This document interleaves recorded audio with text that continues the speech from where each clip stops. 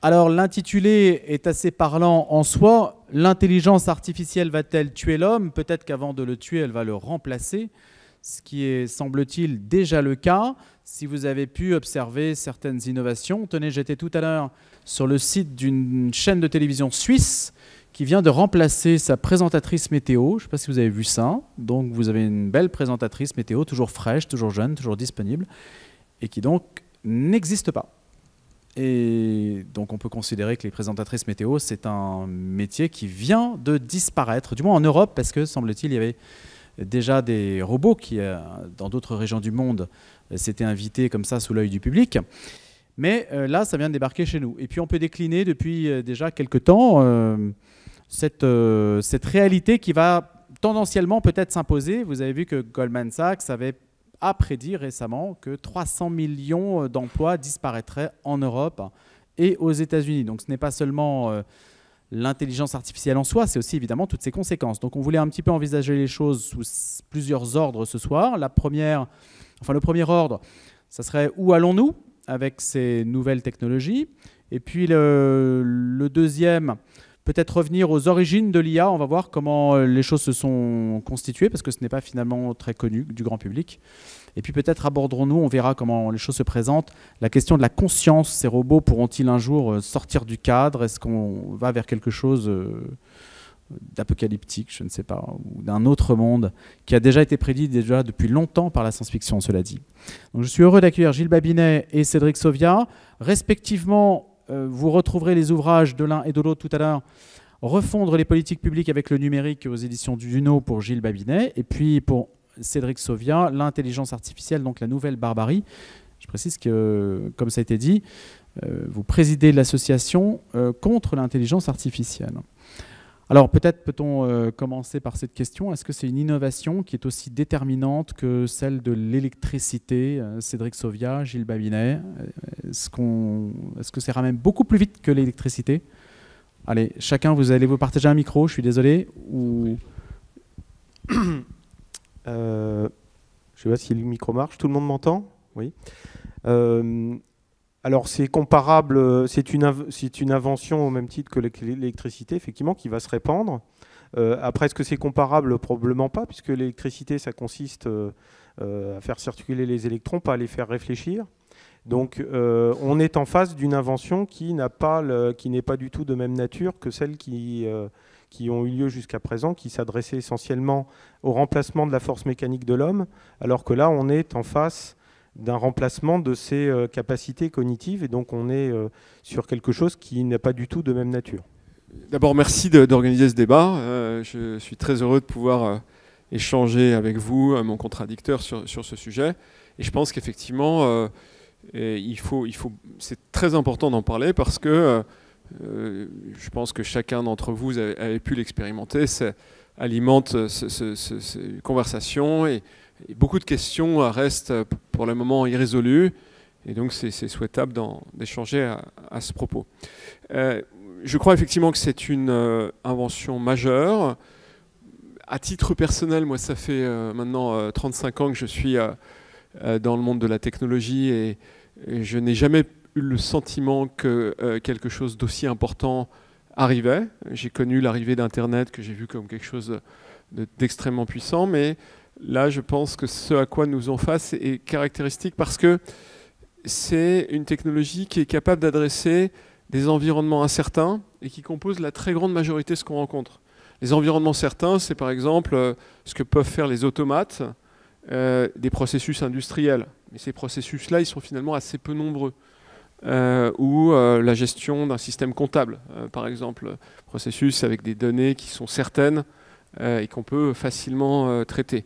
Les environnements certains, c'est vous allez d'ici à l'étoile en voiture, vous pouvez le faire autant de fois que vous voulez, ça ne sera jamais 2 fois la même chose. Et donc ça, c'est la grande majorité des cas de figure qui se présentent à nous.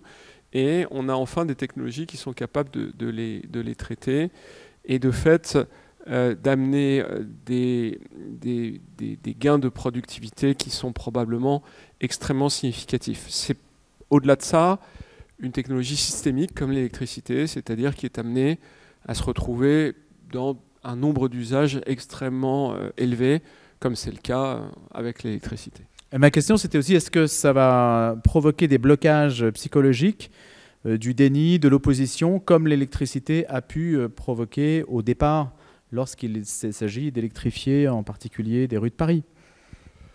Alors, il y a un ouvrage génial, je ne sais plus si on en avait parlé sur Paris, qui s'appelle Petite épopée de la fée électricité à Paris, de mémoire, hein, que je cite d'ailleurs dans mon prochain livre, apparaître dans une dizaine de jours, et où c'est tout à fait intéressant parce que vous avez à peu près les mêmes enjeux qu'on a, d'ailleurs, pour toutes les technologies systémiques qui apparaissent, c'est-à-dire la peur de destruction des emplois, la peur des dangers inhérents à la technologie, donc l'électrocution dans le cas de l'électricité, la peur de la captation des bénéfices de cette technologie par quelques-uns.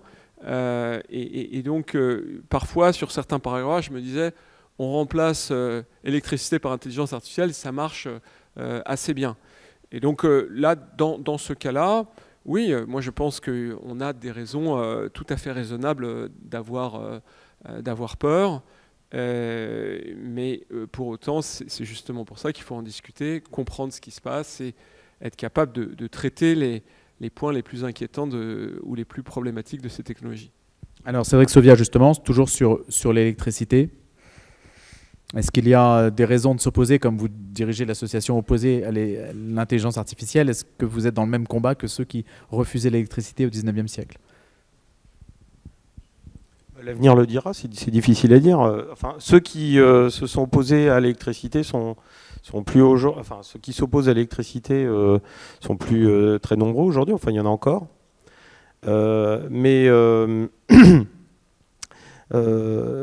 Si vous voulez, je crois que on est en face de quelque chose qui est de nature différente, comme je le disais tout à l'heure, qui va devenir envahissant, comme le disait, rappelé Gilles Babinet, et qui évolue très vite. Et donc, par conséquent, enfin, quand on regarde l'électricité, si on regarde la métaphore, enfin, ou en tout cas l'exemple de l'éclairage public, il n'a pas fondamentalement beaucoup changé depuis qu'il existe, c'est-à-dire depuis 100 ans. Grosso modo, c'est toujours des lampadaires avec un filament. Enfin bon, maintenant c'est plus un filament, c'est des diodes, enfin c'est des LED. Mais ça n'a pas énormément changé, si vous voulez, dans son concept. Bon, on a fait des progrès techniques certains, mais il n'a pas beaucoup changé en 100 ans. Alors que l'intelligence artificielle, elle évolue à vue d'œil. Et par conséquent, c'est très difficile d'établir une prédiction d'une part, et surtout, on ne peut même pas imaginer en fait un état stable de la cohabitation homme-machine. Parce que la machine avance tellement vite que l'être humain n'est pas en mesure collectivement et individuellement en fait, de s'adapter au rythme de cette évolution. Et par conséquent, c'est ça qui rend un petit peu cette invention très différente des précédentes, c'est que c'est le rythme en fait de l'évolution. Il y a encore quand on a créé l'association française contre l'intelligence artificielle, qui est probablement la première association mondiale qui s'oppose à l'intelligence artificielle, on l'a fait parce que en réponse à l'émergence de la reconnaissance d'images. Et c'est à ce moment-là qu'on a commencé à parler dans le grand public de ce qu'on appelle le machine learning, enfin l'apprentissage machine, et les réseaux de neurones. C'était en 2016, voilà. Ça commençait à émerger et les gens commençaient à avoir des applications concrètes qui pouvaient les préoccuper, enfin en tout cas les concerner. Mais pour des raisons de confidentialité, de données, qu'est-ce qui vous motivait ? Alors non, non. Enfin, pour créer l'association, non. En fait, la création de l'association a répondu surtout à un constat, c'est que personne dans le débat public ne posait la question dans les mêmes termes que nous, c'est-à-dire à quoi ça sert, quel intérêt. On est en train de créer. Enfin, l'intelligence artificielle, c'est pas une technologie en particulier. C'est un concept, enfin si on veut lui donner une définition, c'est la quête de l'autonomie de la machine. Et cette quête ne s'arrêtera que lorsque la machine sera aussi intelligente que l'homme. Et elle ne s'arrêtera même pas à ce moment-là, elle continuera. Donc il faut bien avoir conscience que la direction qu'on prend, c'est l'autonomie de la machine, l'autonomie complète de la machine. Et tant que cette autonomie ne sera pas atteinte, ne sera pas créée scientifiquement, en fait, les savants ne s'arrêteront pas. Donc, il faut se projeter donc, dans la finalité de l'opération. Et la finalité de l'opération, qu'est-ce qu'on peut en penser? Eh bien que ça va être quelque chose qui va remplacer, ou disqualifier l'homme dans ses relations avec ses semblables, dans sa relation au monde. Et c'est ça le problème fondamental, c'est la disqualification de l'homme. Et à partir du moment où on a posé ce constat, ou en tout cas cette conviction, et on a posé cette conséquence, il faut se poser la question, qu'est-ce qu'on fait vis-à-vis de ce problème-là, de cette problématique? Et la réponse que l'on ne trouvait pas à l'époque, et qu'on persiste à ne pas trouver, c'est de poser la véritable question qui est de la pertinence et de la légitimité de cette quête. Mais alors, juste avant de donner la parole à Gilles Babinet, qui va vous répondre, qu'est-ce qui vous permet de dire que ça va entraîner une disqualification de l'homme, une régression?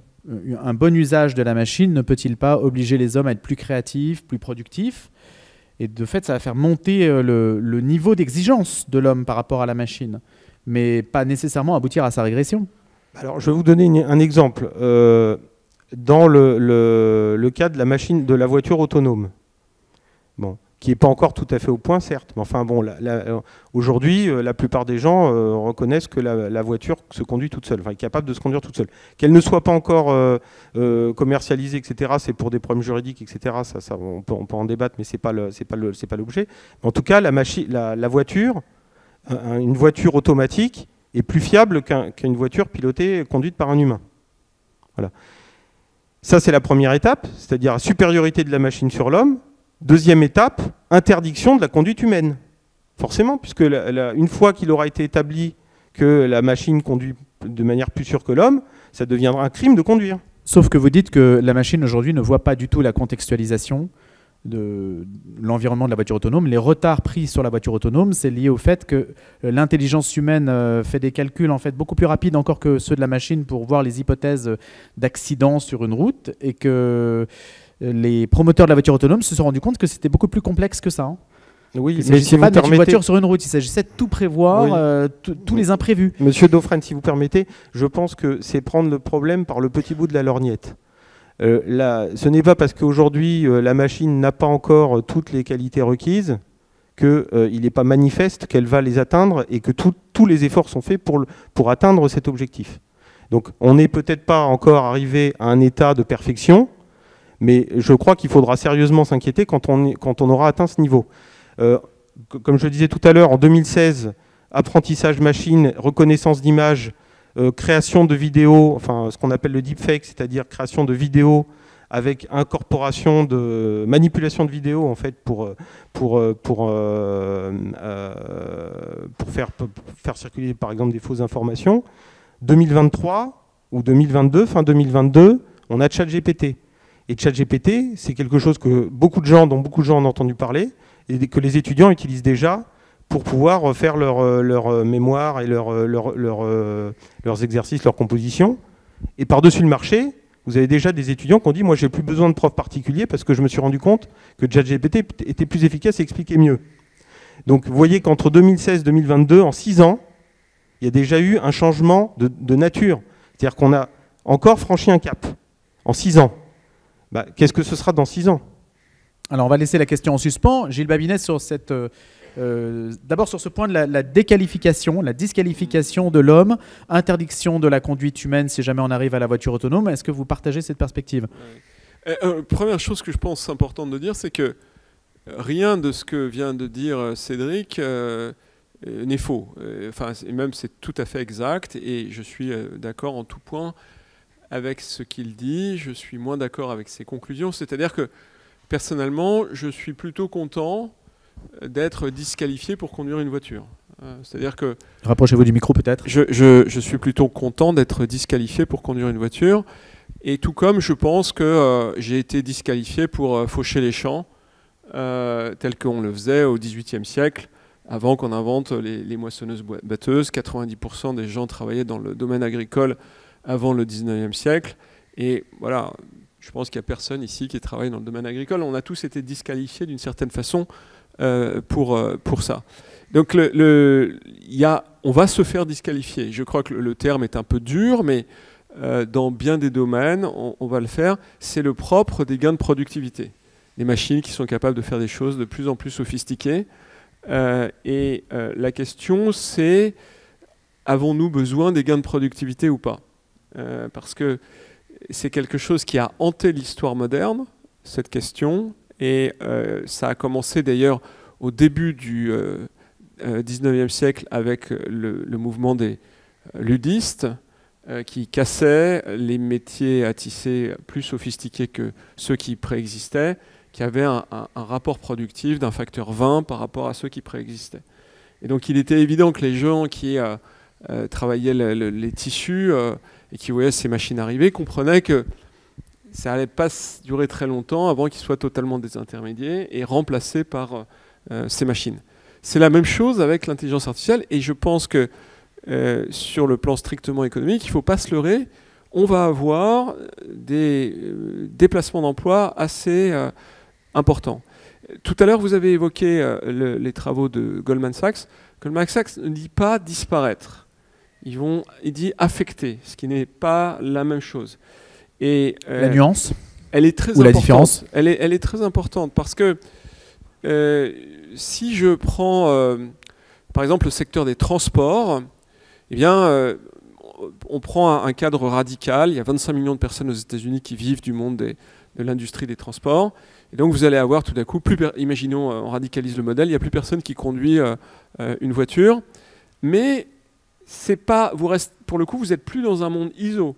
Par exemple, le coût du transport devient marginal. Et pour le coup, je prends une hypothèse, vous arrivez à beaucoup plus facilement créer de l'économie circulaire ou du recyclage de déchets. Et donc vous créez des nouvelles opportunités économiques avec de nouvelles catégories d'acteurs qui se mettent à apparaître, c'est possible.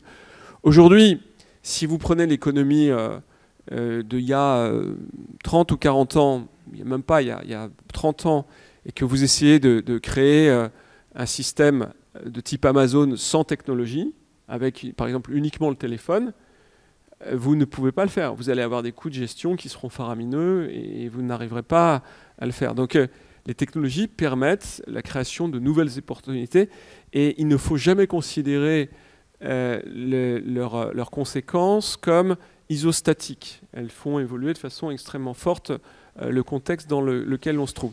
Et je fais un bref aparté, mais moi, l'une des raisons qui fait que je suis extrêmement favorable à ces technologies, c'est que je pense que nous avons des enjeux qui nous font face qui sont considérables, notamment les enjeux d'environnement, et que soit on considère que nous n'avons pas de gain de production et ça va être un monde de décroissance, ça va être très difficile d'affronter ça, soit on a des gains de production qui sont massifs et on pourra probablement arriver à traiter ces enjeux-là en faisant évoluer nos usages de façon certaine, mais malgré tout sans se retrouver à avoir une décroissance qui serait extrêmement mal vécue. Alors, pour revenir sur un autre point qu'évoque Cédric, c'est le fait qu'on a... et ça, je crois que c'est quelque chose qui est assez irrésolu, c'est-à-dire si on considère que les intelligences artificielles ont un risque un modèle exponentiel sans limite, c'est-à-dire que vous avez une croissance, je pense que vous êtes, je ne sais pas si vous êtes familier avec la notion de loi de Moore. La loi de Moore, c'est la puissance des ordinateurs double tous les 2 ans. Donc prenez le premier microprocesseur, le 4004 de Intel, et celui-ci contenait 1700 transistors. Aujourd'hui, le M3, qui est un processeur supposé, qui est en train d'arriver, on lui prédit 150 milliards de transistors. Et c'est rigoureusement la loi de Moore. C'est-à-dire que si vous prenez le 4004, vous multipliez ce nombre de transistors par 2 tous les 2 ans, vous arrivez à peu près au chiffre de 150 milliards en 2024. Et évidemment, c'est une exponentielle. Donc on a la même chose dans l'intelligence artificielle. on se dit, et vous le voyez très bien entre ChatGPT 3.5 et ChatGPT 4, il y en a un qui est capable de passer le barreau, mais enfin je parle barreau américain, plutôt dans les 20% des plus mauvais élèves, et ChatGPT 4 passe le barreau dans les 10% des meilleurs élèves. Donc il y a une progression qui est extrêmement significative de ce fait. Et on attend GPT-5 pour la fin de cette année. On ne sait pas s'il sortira ou pas, mais semble-t-il, on va sur certains domaines tutoyer ce que l'on appelle l'intelligence générale. Et moi, j'ai beaucoup de mal à réfléchir sur un modèle qui est un modèle absolu. C'est-à-dire qu'on a eu ce cas de figure dans les années 50, quand on a commencé à avoir l'énergie nucléaire. Si vous avez une intelligence absolue ou une énergie qui est abondante de façon absolue, il n'y a plus rien qui tient. C'est-à-dire que le modèle ne fonctionne plus. Et effectivement, moi, j'ai dans la poche un stylo qui contient toute l'énergie de l'univers et je peux détruire l'univers en appuyant sur ce stylo. Ça, c'est cas d'énergie absolue. Si j'ai une intelligence absolue, on conçoit bien que la cohabitation avec les humains peut être relativement compliquée. Moi, me semble-t-il, et je fais ce débat avec des gens qui sont des chercheurs dans l'intelligence artificielle, des gens qui travaillent tous les jours, j'ai eu ce débat encore hier, ce sont des gens qui disent AGI, l'intelligence artificielle générale, c'est pas pour demain ni après-demain. On va avoir des choses qui vont être très puissantes et évidemment les large language modèles qui sont la base de ce qui fait fonctionner ChatGPT, c'est assez déstabilisant, mais ces machines, et je pense pour ceux d'entre vous qui en ont fait l'expérience, elles manquent de sens commun, elles ont beaucoup de mal à se projeter dans le long terme, et les gens qui les ont programmées, ou les chercheurs, soit en épistémologie de l'intelligence artificielle, soit en intelligence artificielle, vous disent qu'on n'est pas prêt de résoudre ces problèmes, il y aura besoin de beaucoup d'énergie pour arriver à faire ça. Alors, si on reste encore une fois dans l'idée de l'exponentielle qui est propre à la loi de Moore, on va avoir un certain nombre de problèmes qui vont apparaître, mais c'est sans faire, sans prendre en compte les probabilités de réaction et de régulation. Vous voyez bien que l'énergie atomique, elle n'est pas, vous n'avez pas ce stylo atomique chacun dans votre poche, parce que finalement, dans le cheminement des années 50, on s'est rendu compte qu'il y avait quand même un problème, c'était la radioactivité, et puis que ces trucs-là étaient quand même assez dangereux, mis dans les mains de tout le monde.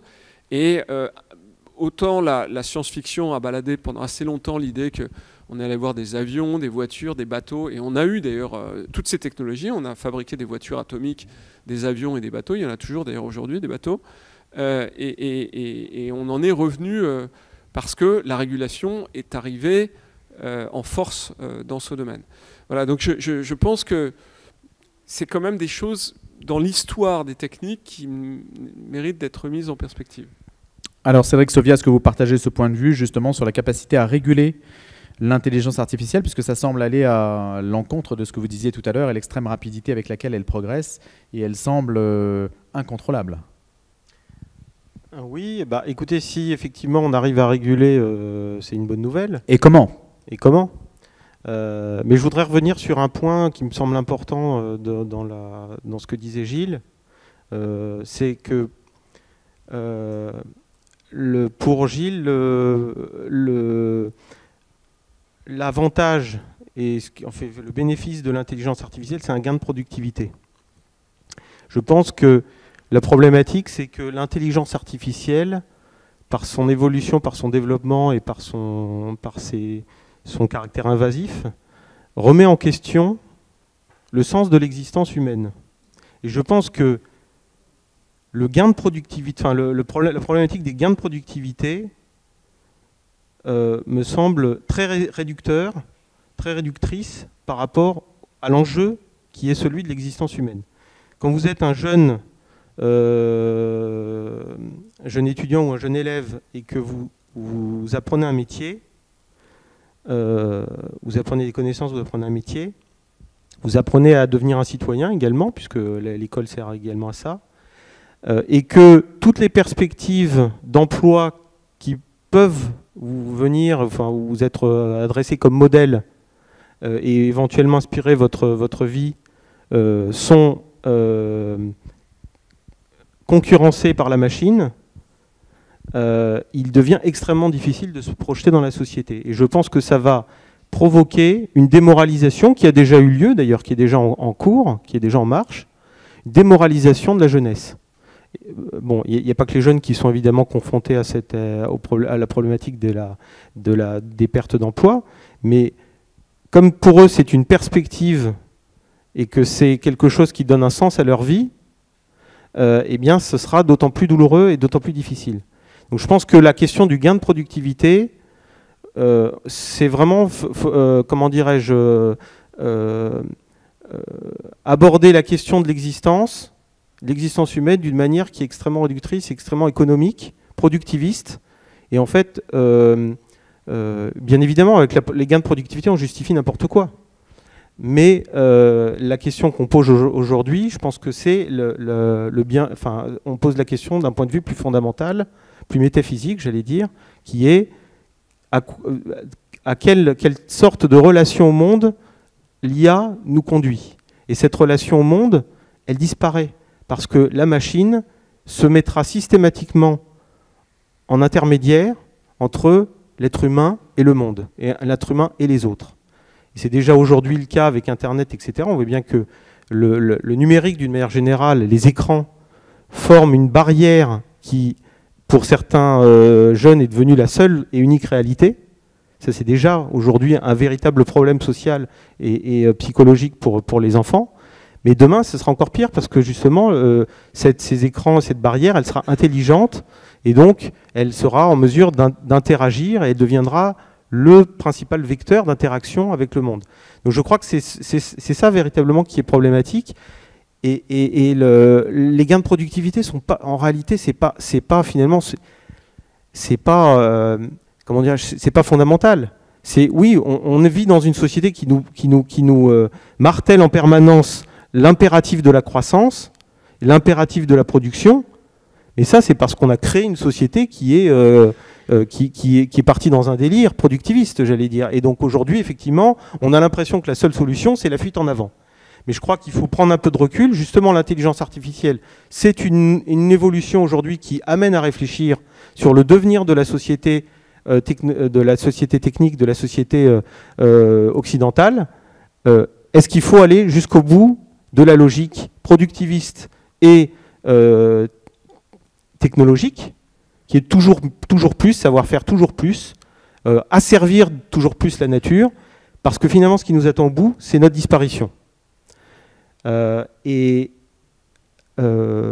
Voilà. Je vais peut-être faire répondre Gilles Babinet sur cette question métaphysique très importante, la question de fond, et puis la question de la régulation qu'on a abordée de manière un petit peu incidente. On y reviendra après pour savoir est-ce qu'il y a des moyens de réguler, parce que jusqu'à présent la régulation ou les propositions de régulation c'était sur les données essentiellement. C'est pas une réflexion de fond tellement qui a été menée jusqu'à présent.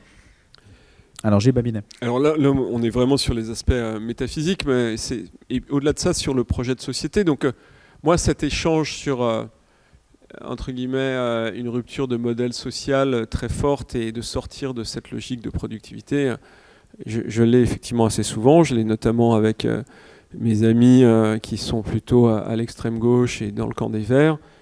Je dis ça de façon très respectable. Je pense que c'est un point de vue qui est tout à fait respectable.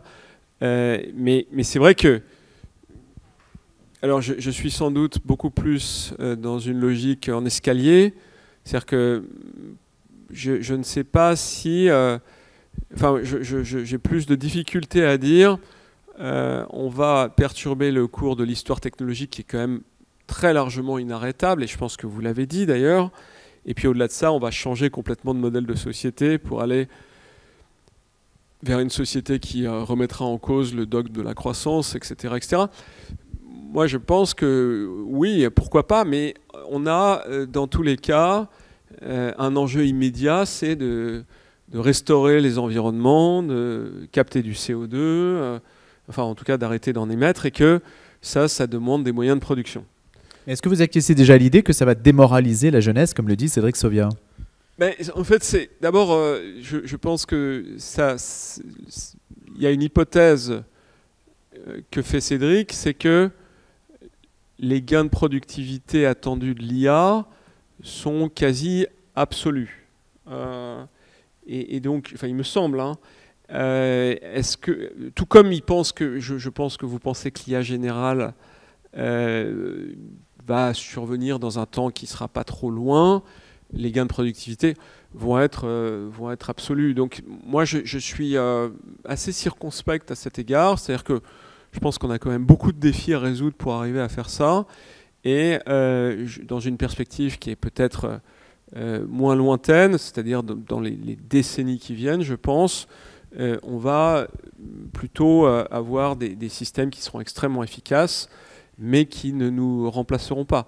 Si je prends le domaine que je connais, qui est celui du code, le code informatique, ça fait depuis 30 ans qu'on prédit la disparition des codeurs. Les codeurs ont vu apparaître des systèmes d'automatisation de niveau de performance qui sont incroyables. Donc, par exemple, tout ce qui est ce qu'on appelle le cloud, qui automatise toute la partie infrastructure, plus personne ne fait ça aujourd'hui. Et puis aujourd'hui, vous allez dans des outils comme GitHub, vous avez un truc qui s'appelle Copilot qui vous dit bah, si tu veux faire ça, tu vas prendre tel morceau de code, tel autre morceau de code, et puis tu vas pouvoir le faire. Et si vous ajoutez là-dessus quelques autres outils de supervision, votre gain de productivité, c'est 1 fois 20. C'est vraiment très très puissant, quoi. Tout ce qui est parsing, ça le fait impeccablement, super vite. Je ne connais pas un seul codeur qui me dit mais attends, c'est terrible, on va disparaître. C'est-à-dire que la demande est tellement énorme, et puis on voit bien qu'on va pouvoir faire des choses qu'on n'était pas capable de faire auparavant, que ça crée de nouvelles opportunités. Donc je pense que oui, on va avoir une évolution très forte de la société, entre autres du fait de l'AI, mais on n'a pas attendu ça pour avoir ces évolutions.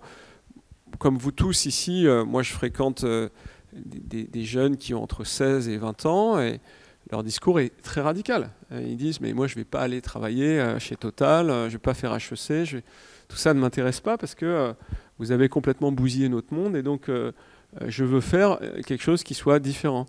Et j'observe que le mot travail les horripile. En revanche, le mot mission, qui est un peu la même chose sauf que ça a du sens, pour eux c'est le truc sur lequel ils se ruent. Et à ce titre, ils utilisent l'intelligence artificielle. Moi, dans mon cours que je donne, eh bien, presque tous les étudiants me disent ça. Ils disent, je veux comprendre l'intelligence artificielle parce que je veux pouvoir l'utiliser pour faire des trucs qui vont être utiles à tout le monde. Donc ils l'imaginent comme juste un outil, un Internet perfectionné. Oui, enfin, si vous voulez, moi, je ne vais pas vous dire, voilà, dans 3 ans, il va se passer ça, et puis dans 5, il va se passer ça, et puis, etc. Peut-être que Cédric a raison, peut-être qu'on va avoir des gains de productivité monumentaux et qu'on va devenir inutile. Moi, je suis singulariste, mais pas au sens de la singularité de la machine, c'est-à-dire que je pense qu'on est unique en tant qu'humain. Je pense que les machines ne sont pas capables d'émotion, elles ne sont pas capables d'éprouver la beauté de la nature, justement, et je pourrais, finalement, Cédric, vous retourner l'argument, c'est de dire que, finalement, moi, si on me donnait l'opportunité de passer beaucoup, beaucoup plus de temps à faire des treks dans la nature parce que la productivité est là, etc., je ne suis pas sûr que je ferais une dépression pour autant. Voilà, et je pense que la notion d'utilitarisme productif, je peux très bien en laisser une grande partie aux machines. Et après, voilà, aller m'occuper des gens que j'aime, faire de l'art, me balader dans la nature, je me vois bien occuper mon temps. Finalement, l'IA au service du temps libre et de la relation. Qu'est-ce que vous répondez, Cédric Sauvia, à cet argument ?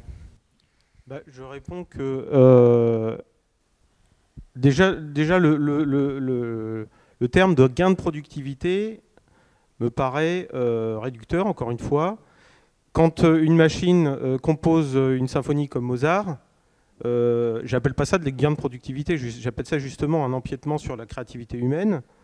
Aujourd'hui, vous avez des associations européennes d'artistes qui se sont élevés contre l'utilisation par des logiciels d'intelligence artificielle de leurs travaux, parce qu'ils se rendent bien compte que leur créativité, leur métier créatif lui-même est en danger. Et donc, on voit bien que la machine commence à poser un problème, commence à inquiéter les professions même artistiques, même créatives. Alors que on puisse attendre que... alors c'est effectivement, donc l'horizon que vous nous dépeignez, Gilles, c'est un monde de loisirs dans lequel la machine va remplir toutes les tâches un peu fatigantes que les humains pourraient avoir. Finalement, c'est l'horizon que vous êtes en train de nous décrire. Dans un cas radical. Ouais. Voilà, mais c'est le projet, finalement c'est le projet de société, c'est le projet de société que vous dépeignez, et qui, peut-être, est celui des gens qui, d'un certain nombre de développeurs, enfin des gens qui œuvrent à l'émergence de l'intelligence artificielle. Il me semble que c'est le projet de société de la société libérale occidentale. Hein. C'est-à-dire aujourd'hui, on travaille 30-35 heures par semaine et on a soif de loisirs. C'est d'ailleurs, à mains égards, je pense, quelque chose de contestable.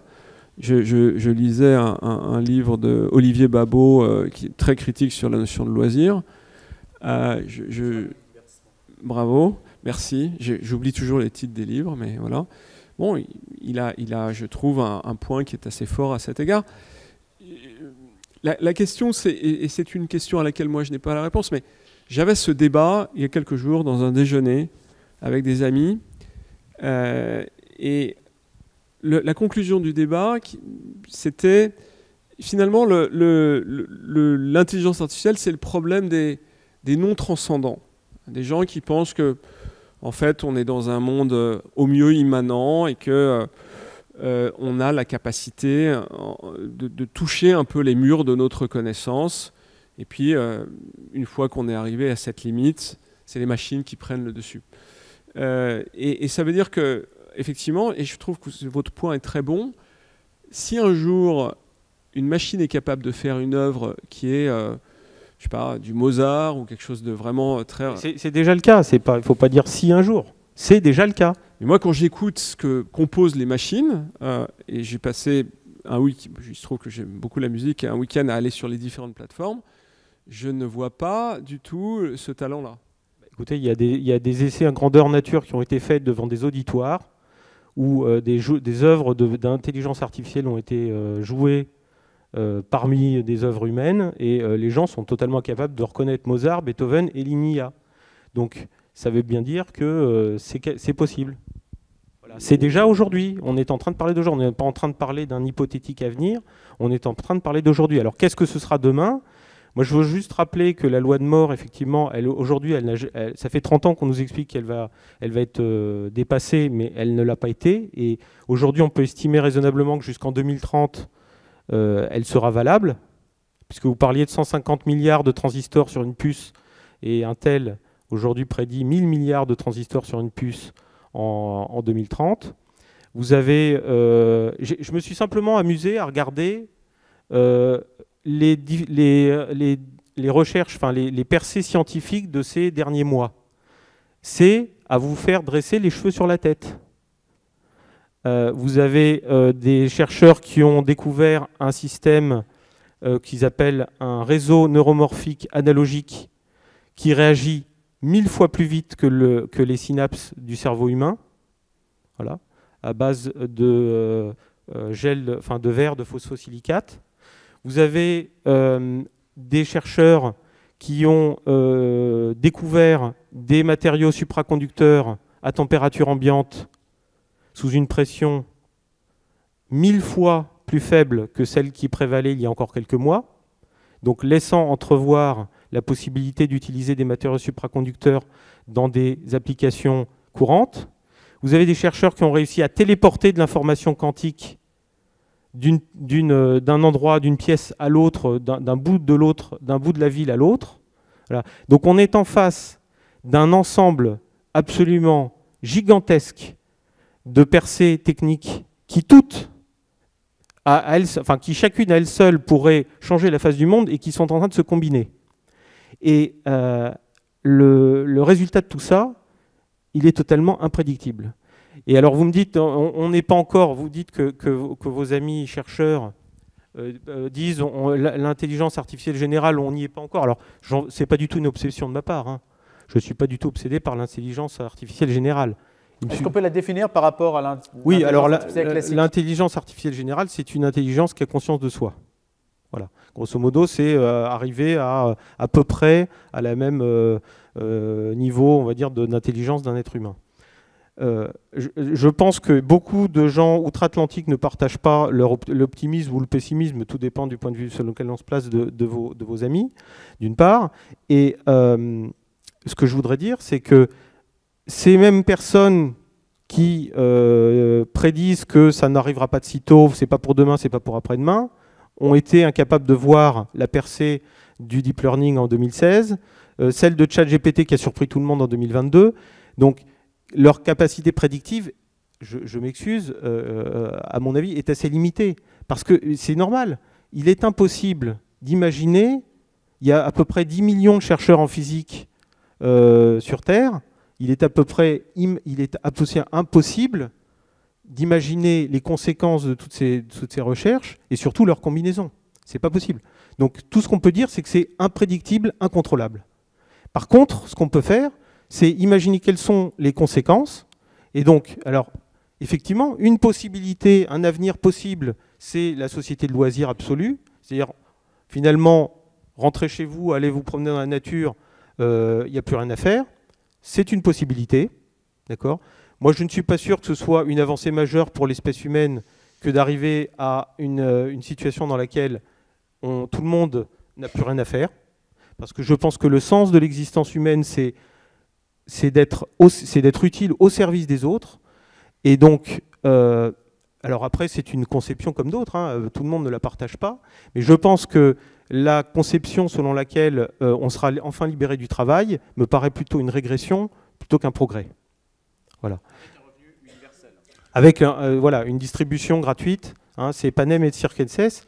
Donc effectivement, et en plus de ça, je ne suis pas persuadé que les gens aillent se batifoler dans la nature si on leur dit bah, vous n'avez plus rien à faire. Malheureusement, je crains que la pente naturelle de l'esprit humain, ce soit de s'enfermer dans une pièce avec un ordinateur. Voilà. Mais voilà, après tout ça, ça peut être débattu. Il y a effectivement aussi des gens qui considèrent que l'humanité n'est qu'une étape. Et que la machine saura nous ouvrir des perspectives nouvelles. Alors ça, c'est les transhumanistes. Il est impossible de juger les transhumanistes. C'est impossible puisque leur échelle de valeur ou comment dirais-je, leur corpus de valeur présuppose que l'être humain n'a pas il est transitoire par nature. Il est transitoire. La personne humaine n'est pas sacrée. Je voulais poser la question à Gilles Babinet, de savoir si ce que dit Cédric Sauvia sur le caractère prévisible, prédictif, vous, avec les responsabilités qui sont les vôtres, Gilles Babinet, à l'échelle même européenne, est-ce que vous n'avez rien vu venir? Est-ce que personne n'a rien vu venir de ce que l'on est en train de débattre aujourd'hui? Mais je ne crois pas, et c'était un point sur lequel je voulais revenir, c'est-à-dire que vous observez, notamment, je prends Yann Lequin, je pense que c'est l'un des plus connus avec Joshua Bengio de ces sujets d'intelligence artificielle. Yann Lequin s'est insurgé en disant « mais attendez, moi je fais ça en laboratoire depuis 10 ans ». Et effectivement, moi j'ai manipulé des outils qui ressemblent un peu à ChatGPT, mais sur des corpus plus réduits, par exemple en médecine, et ça marchait très bien. Voilà, la force de ChatGPT, c'est pas tant d'avoir tout d'un coup quelque chose qui s'exprime bien, etc. C'est de l'avoir mis à la disposition du plus grand nombre. C'est vraiment ça la force, c'est d'avoir développé à une très grande échelle un corpus qui puisse répondre à des questions qui sont toutes différentes de beaucoup de monde. Mais si vous faites un mini ChatGPT pour des médecins, donc avec un corpus qui est beaucoup plus réduit, ça on le fait depuis 10 ans. Et donc la surprise, elle a été de faire un coup d'éclat. D'ailleurs, entre guillemets, ce coup d'éclat, il a existé beaucoup plus tôt en Chine, puisque en Chine, en 2016, vous avez le champion de Go mondial qui était chinois, qui s'appelle Lee Sedol, qui s'est fait battre au jeu de Go par quelque chose qui a été fait par une société britannique qui appartient à Google, qui s'appelle AlphaGo. Donc une sorte un logiciel qui a été programmé uniquement pour jouer au Go. Et pour les Chinois qui jouent beaucoup au Go, on les voit jouer dans les parcs, etc. Ça a été un traumatisme. Parce qu'ils comprenaient très bien ce qu'il en retournait, et ils ont vécu ça de façon, entre guillemets, un peu positive, parce que tout le monde s'est rué sur ces technologies. Moi, j'ai une anecdote qui est assez marrante, c'est que pendant une période, je donnais des cours à Tsinghua University, et une fois, j'avais pris un taxi pour la journée, parce que j'avais pas mal de choses à faire, puis je commence à sympathiser avec Alors là-bas, vous discutez avec tout le monde avec WeChat, donc vous parlez dans votre téléphone, et puis il traduit en temps réel la conversation, et vous avez des conversations quasi naturelles avec tout le monde de cette façon-là. Mon chauffeur de taxi comprend que je travaille dans le domaine de l'intelligence artificielle. Il me dit « Ah, mais vous savez, moi aussi !» Ça me fait marrer à chaque fois que j'en parle. Alors je dis « Ah bon, vous travaillez dans l'intelligence artificielle ?» Il dit « Oui, parce que Xi Jinping, il a dit que tout le monde devait comprendre l'intelligence artificielle. » Et il a cité les ouvriers, les chauffeurs de taxi. Et donc, il m'a montré un petit livre qui s'appelait « L'intelligence artificielle pour les chauffeurs de taxi ». C'était dément, quoi. Et qu'il avait lu. Voilà. Donc, et effectivement, il y a un grand mouvement de masse en Chine autour de ces sujets, ce qui fait que la Chine n'est peut-être pas aussi avancée que les États-Unis sur ce sujet, mais quand même, il y en a pas mal. Mais alors pour vous, Gilles Babinet, ChatGPT, en fait, vous estimez que c'est une semi-révolution. C'est le fait d'abord que ce soit accessible à tous et pas tellement le fait finalement d'avoir un texte génératif. Enfin, alors que Cédric Sauvia va nous dire, je pense, c'est le caractère indiscernable du texte qui fait qu'on ne peut pas distinguer, ou on ne pourra de moins en moins distinguer l'origine humaine de l'origine artificielle. Qui pose un problème de fond sur cette question-là, quand même. Oui, enfin, je vais revenir là, sur ce point-là, mais alors d'abord sur... à l'image de Mozart tout à l'heure.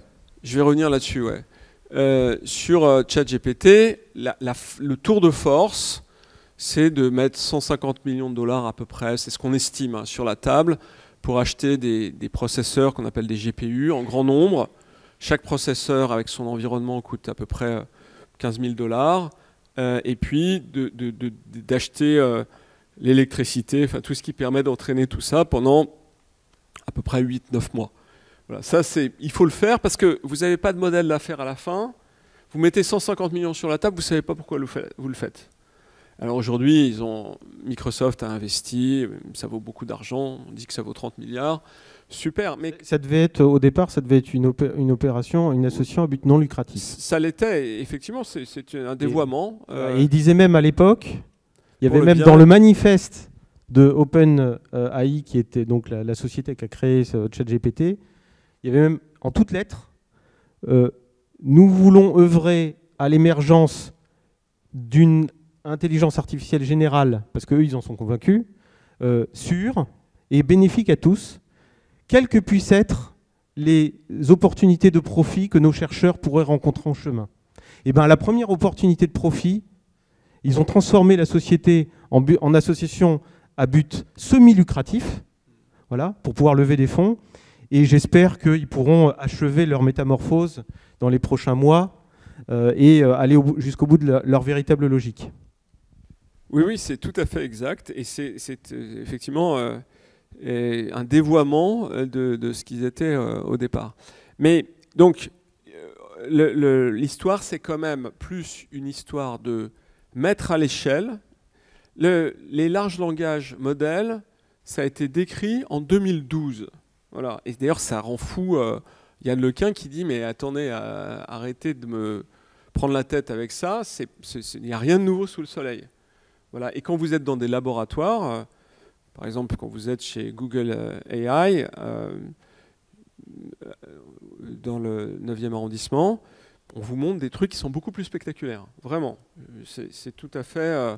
spectaculaire que Mozart répliquait. Alors moi, je ne connais pas ce cas-là. Moi, j'ai été sur des plateformes, par exemple Muse. Bon, ça vous fait des mash-ups de musique, mais effectivement, vous n'arrivez pas à les repérer parce que en fait, c'est quand même les Beatles retravaillés.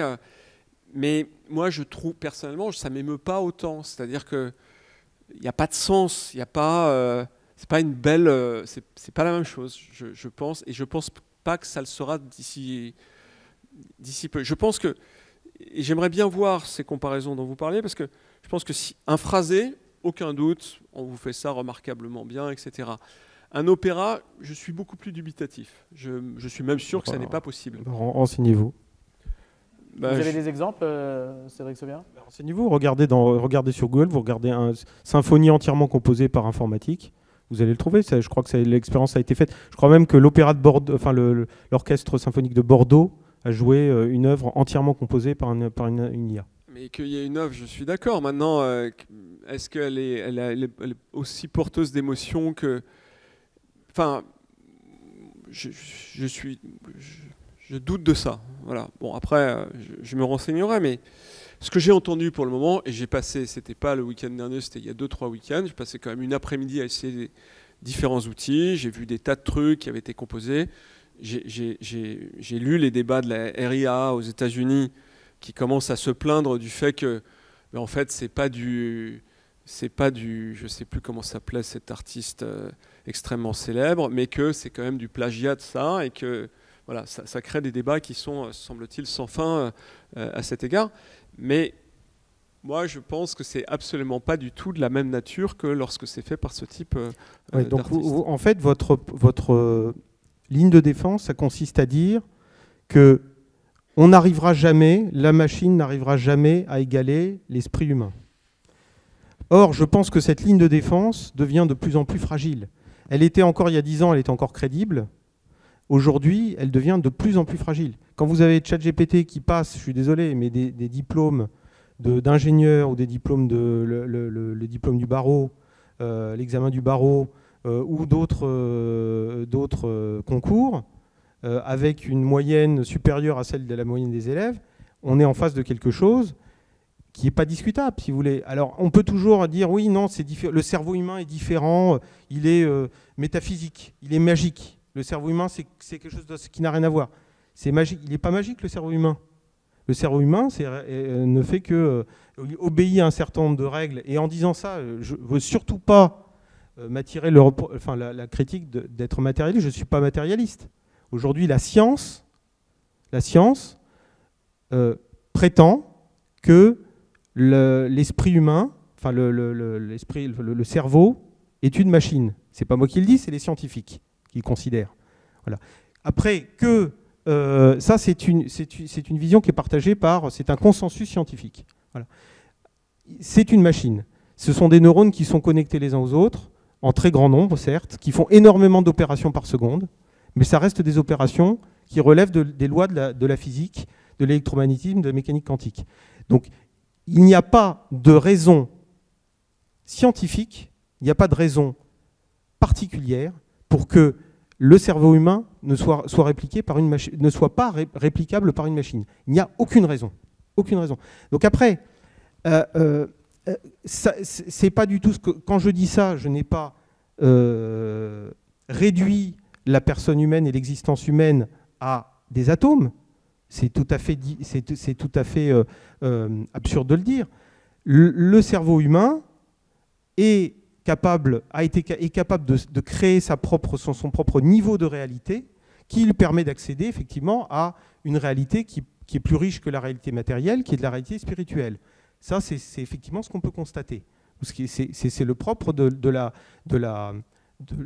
l'existence humaine. Mais pour autant, les raisons physiques, les bases physiques de ce miracle, si on peut dire, restent des bases matérielles. Et donc, il n'y a aucune raison que ces bases ne puissent pas être répliquées, imitées par des réseaux de neurones artificiels. Et ce n'est pas du tout une critique, une humiliation infligée à la particularité de l'homme. Mais c'est simplement une constatation de ce qui fait consensus scientifique aujourd'hui. Est-ce que ça justifie, Gilles Babinet, que du point de vue de la régulation, volet qu'on n'a pas abordé, est-ce qu'aujourd'hui ces débats que nous avons sont évidemment, j'imagine, aussi ceux qu'il y a à l'échelle européenne et dans quantité de cercles spécialisés. Est-ce que ça appelle de votre part, d'autorité, une réflexion profonde sur la manière de réguler l'outil? Est-ce qu'on y pense déjà, au-delà de la simple protection des données? Parce qu'on ne parle que de ça, en fait. Enfin, à ma connaissance. Hein. Oui, alors, bon, je crois que Cédric a abordé beaucoup de points et qui mériteraient réponse, mais je vais vous répondre. En fait, il se passe quelque chose d'assez intéressant, là, pour ainsi dire, en même temps que nous débattons, c'est-à-dire qu'il y avait un texte qui devait rentrer dans le trilogue au niveau de la commission qui s'appelle le AI Act, et ce texte est un texte qui est un peu à portée fondamentale, un peu comme le RGPD, c'est-à-dire qui définit des grands principes à l'égard des enjeux éthiques liés à l'intelligence artificielle. Et en fait, ce qui est en train de se passer, je n'ai pas eu mes contacts à la commission aujourd'hui, mais je l'aurais pareil hier, c'est qu'on appelle à ce que ce texte soit mis un peu comme on voulait le faire sur les intelligences artificielles, qu'il y ait un moratoire sur ce texte. Parce que ce qu'évoque GPT-4 fait qu'on a des nouvelles idées qui ne sont pas dans le texte potentiellement de régulation. Régulation, ça veut dire pause, comme ont demandé certains. Il y a beaucoup de scientifiques, dont un certain nombre de scientifiques du Conseil national du numérique, qui estiment que ça serait dommage de se précipiter, alors qu'en prenant un peu de temps, en observant mieux ce qui se passe au sein de ces machines, on aurait probablement un texte qui serait de portée beaucoup plus générale à l'égard de l'intelligence artificielle. Et qui irait vers quoi, ce texte ? C'est assez difficile à dire parce qu'il y a beaucoup de dimensions possibles, mais l'un des enjeux, l'un des points qui pose problème, c'est lorsque vous commencez à interfacer ces dispositifs au réel. C'est-à-dire qu'aujourd'hui, si vous prenez ChatGPT, entre guillemets, si vous voulez lui faire quelque chose, par exemple si vous lui faites faire du code, vous devez prendre ce code et l'implémenter vous-même. Mais si vous prenez une distribution qui s'appelle OpenGPT, cette distribution, elle le connecte directement GPT-4 à Internet. Et pour le coup, un peu comme vous regardez votre écran d'ordinateur, GPT-4 regarde un écran d'ordinateur et peut agir. Il peut décider d'acheter des services sur Internet, de mettre en œuvre son code, il peut aller d'un site à l'autre, etc. Et il y a quelque chose qui a fait l'objet d'un peu de bruit aux États-Unis là, il y a quelques jours. C'est un gars qui a, en utilisant cette technologie, créé une sorte d'armée de faux comptes sur les réseaux sociaux. Et en l'espace de, je ne sais plus, très très peu de temps, il a créé un compte Twitter avec 15 000 followers. Ce qui est quand même, enfin moi je ne sais pas, si je crée un compte Twitter, je vais mettre plusieurs années à avoir 15 000 followers, ça prend du temps quoi. Et donc lui, il a réussi le compte a produit des contenus qui ont été très attractifs pour les gens et qui ont fait qu'il a créé ce genre de choses. Jusque-là, rien de très méchant, mais si vous commencez à mettre une intentionnalité politique par exemple là-dedans, vous voyez, c'est problématique. Ça peut vraiment avoir des conséquences très, très importantes. Donc, voilà, c'est la façon dont on doit gérer ces écosystèmes est probablement encore assez mal comprise. Moi, je peux vous dire que j'ai vécu l'élaboration du RGPD et à l'époque, j'ai lutté contre le texte tel qu'il se présente aujourd'hui en disant on ne va pas cesser de cliquer sur des accepter, refuser et tout ça. Et c'est exactement ce qui se passe. Et moi, je leur ai dit à l'époque, je leur ai dit à côté du texte législatif, vous devez avoir ce qu'on appelle un Git, c'est-à-dire le code de l'implémentation, de la façon dont ça se passe, pour qu'on impose aux développeurs d'utiliser ce code pour qu'il y ait un standard et qu'à chaque fois que vous disiez oui, non, ce soit la même chose dans le monde entier. Enfin, en tout cas, dans toute l'Europe. C'est possible ? Ah oui, tout le monde était d'accord là-dessus. Tous les gens qui venaient du code étaient d'accord là-dessus. On a perdu face aux juristes et c'était une perte qui a été amèrement vécue. Il y a un chat GPT européen qui semble émerger, qui s'appelle Dolly. Il y en a 6 ou 7. 6 ou 7 Il y en a 6 ou 7 qui sont sur des architectures d'ailleurs qui sont assez dissemblable à celle des LLM à renforcement, donc c'est assez intéressant. Et je crois que c'est important de le dire, mais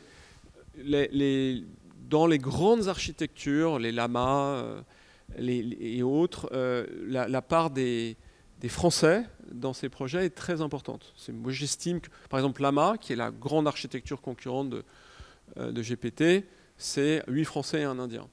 Donc c'est quand même important de le dire. Est-ce qu'on aura, c'est un peu la question, est-ce qu'on aura l'équivalent en intelligence artificielle de ce que l'on a pour des moteurs de recherche, pour l'Internet aujourd'hui, c'est-à-dire en fait on aura un équivalent chinois, un équivalent américain, éventuellement un européen qui va émerger. Est-ce que ça va parcelliser et auquel cas est-ce que ça pourrait neutraliser un peu l'intelligence artificielle ? Alors ça, c'est plus une question d'antitrust et d'économie. C'est-à-dire qu'aujourd'hui, vous avez vraiment un effet de réseau de captation de valeur de la part des GAFAM. L'exemple vraiment connu et d'ailleurs documenté par Lina Khan, la patronne de la FTC aux États-Unis, c'est quand Amazon est rentré dans le cinéma, ils sont devenus deuxième acteur mondial en 6 ans. Ils sont passés de 0 à deuxième acteur mondial en 6 ans parce qu'ils maîtrisent l'accès aux consommateurs.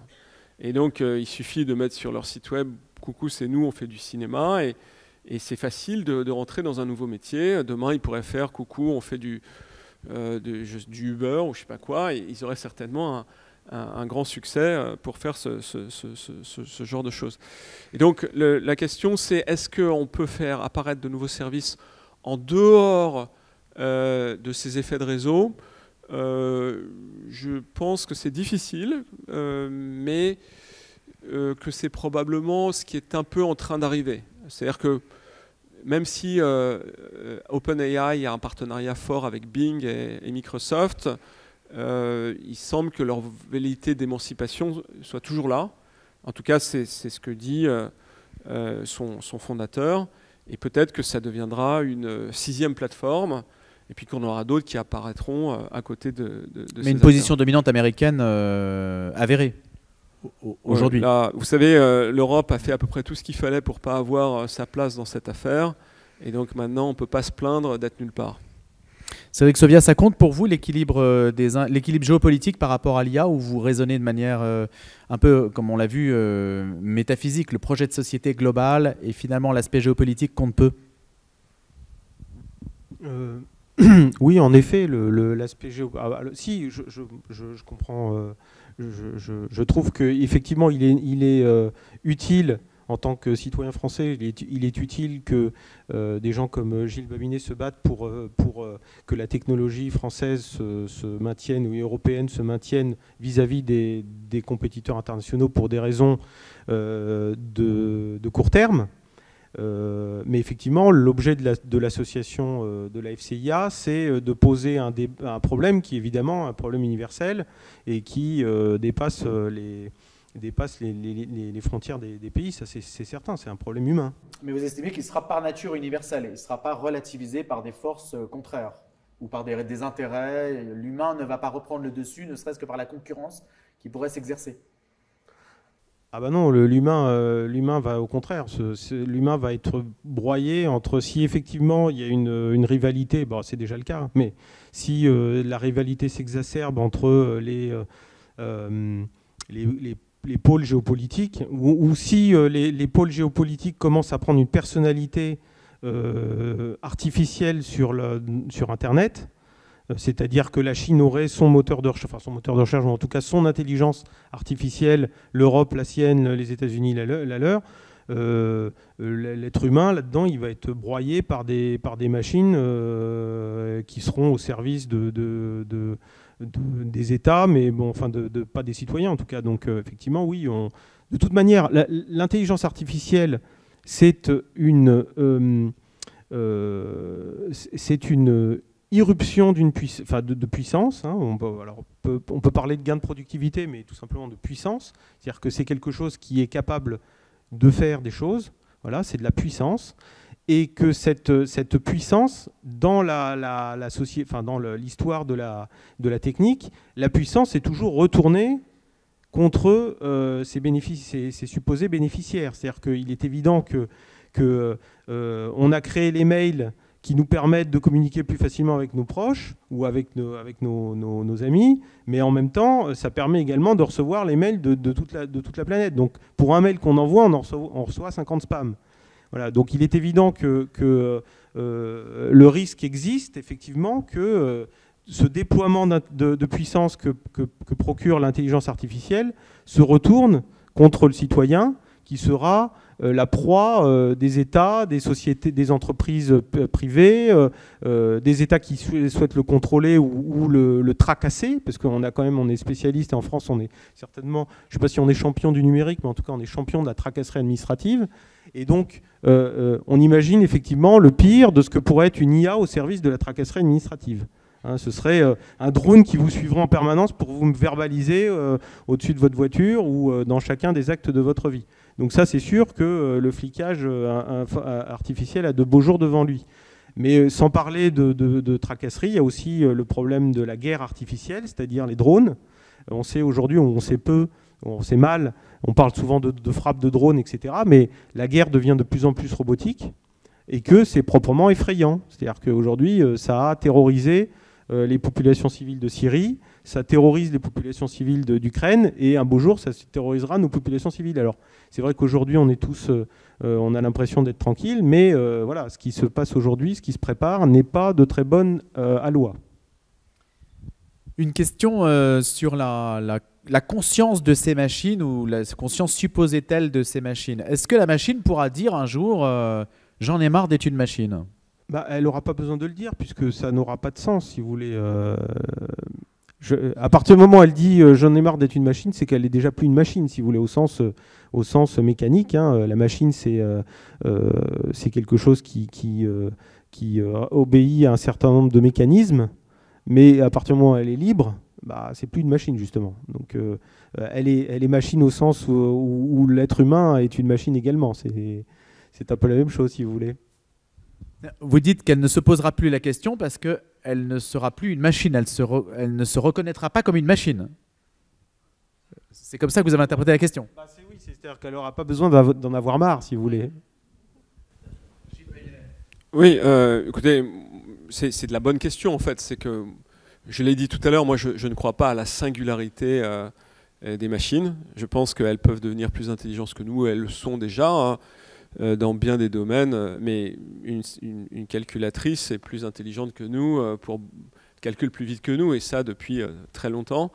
Et maintenant, les domaines s'étendent certainement, mais je mets au défi une machine, effectivement, d'avoir une conscience de soi, d'avoir les émotions que moi j'ai, par exemple quand je fais de la méditation, ce que je fais au quotidien. Eh bien ça, pour moi, c'est quelque chose qui n'est pas substituable par la machine. Et donc, c'est à cet égard que je pense que voilà, il y a une barrière qui est quand même assez nette. Et une machine qui dirait qu'elle en a marre d'être une machine, je vois deux possibilités. La première, c'est que je me trompe et qu'il y a un moment où la machine a conscience d'elle-même.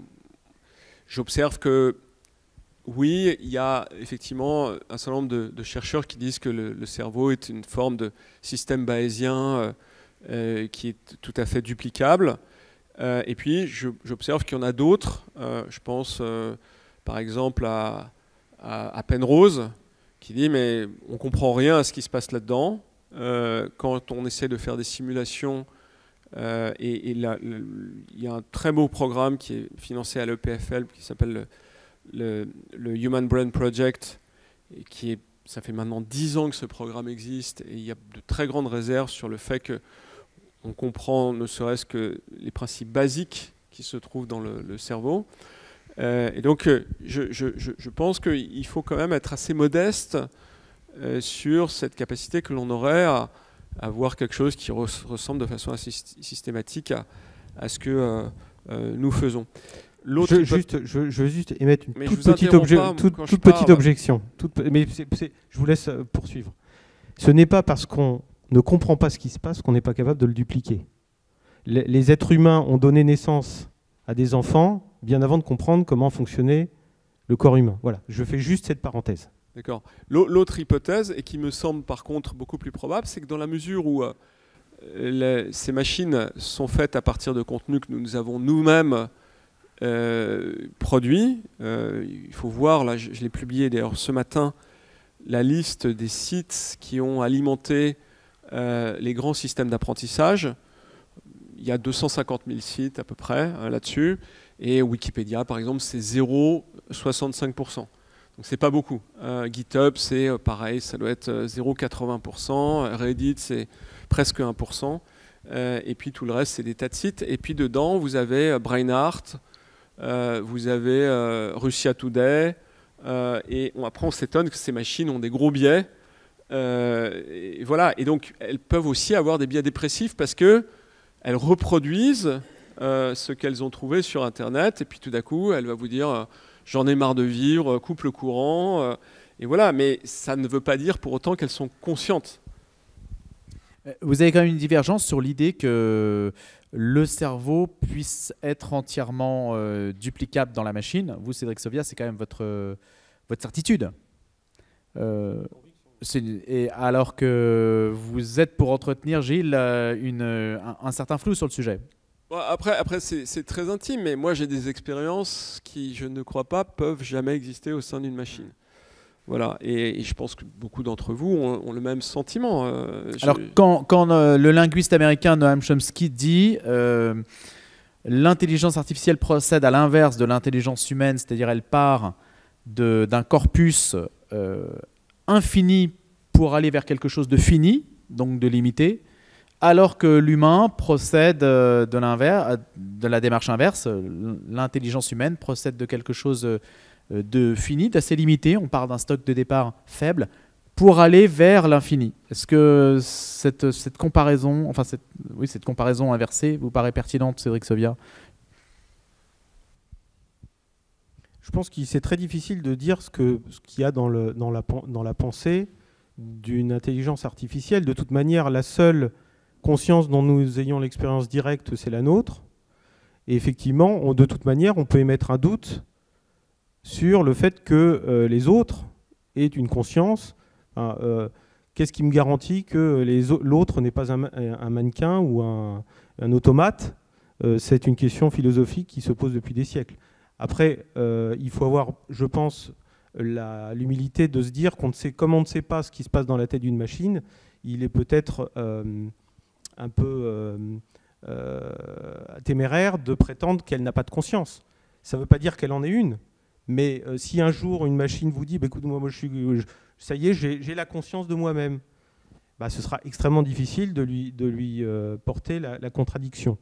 Maintenant, sur cette question de la machine qui raisonne, moi je suis frappé par la similitude entre le fonctionnement des machines et les fonctionnements des humains.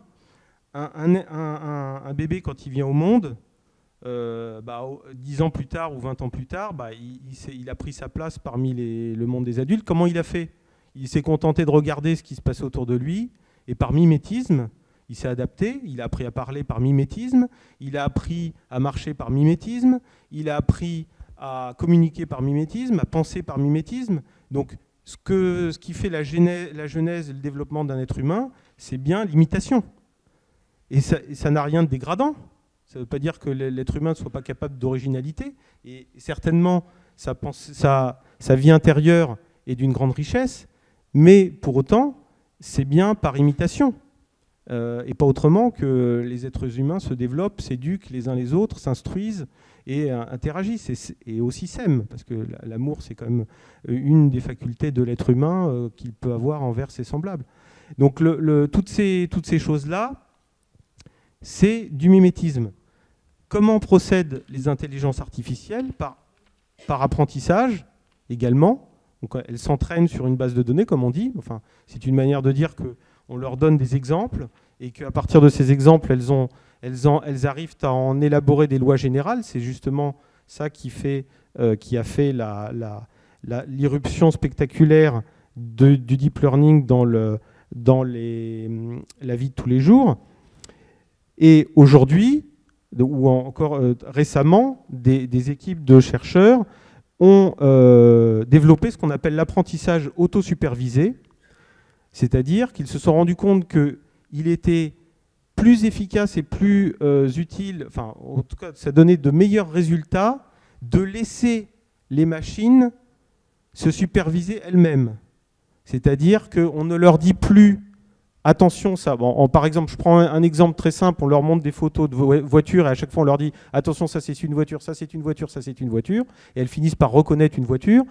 Et bien maintenant, ces équipes de chercheurs, qu'est-ce qu'elles font? Elles montrent des voitures sans rien dire, et la machine finit par induire de la répétition qu'une voiture c'est une voiture, simplement parce qu'elles sont amenées à